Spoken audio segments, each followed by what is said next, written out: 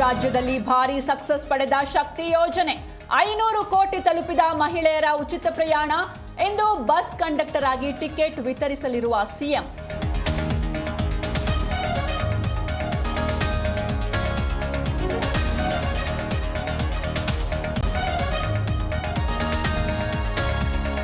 ಶರಾವತಿ ಹಿನ್ನೀರು ಭಾಗದ ಜನರ ಕನಸು ನನಸು ಎಂದು ಸಿಗಂದೂರು ಸೇತುವೆ ಉದ್ಘಾಟಿಸಲಿರುವ ನಿತಿನ್ ಗಡ್ಕರಿ. ಕಾರ್ಯಕ್ರಮ ಮುಂದೂಡಿ ಎಂದು ಪತ್ರ ಬರೆದ ಸಿಎಂ.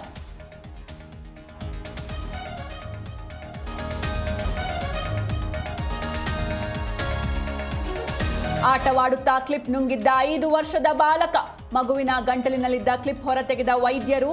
ಯಾದಗಿರಿಯ ಗಡ್ಡೆಸೂಗುರ ಗ್ರಾಮದಲ್ಲಿ ಘಟನೆ.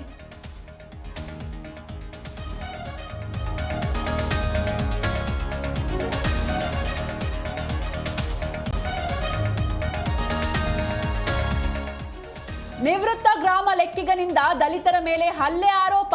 5 ಎಕರೆ ಆಸ್ತಿ ಕಬಳಿಸಿದ್ದಾನೆ ಎಂದು ಮಹಿಳೆಯರ ಗೋಳಾಟ. ತುಮಕೂರಿನ ತಿಮ್ಮರಾಜನಹಳ್ಳಿಯಲ್ಲಿ ಘಟನೆ.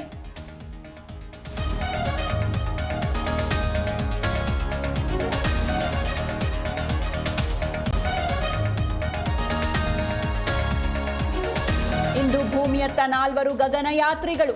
ಬಾಹ್ಯಾಕಾಶದಲ್ಲಿ 18 ದಿನ ಅಧ್ಯಯನದ ಬಳಿಕ ವಾಪಸ್. ಗಗನಯಾನಿಗಳ ಸೇಫ್ ಲ್ಯಾಂಡಿಂಗ್ಗೆ ನಾಸಾ ಸಿದ್ಧತೆ.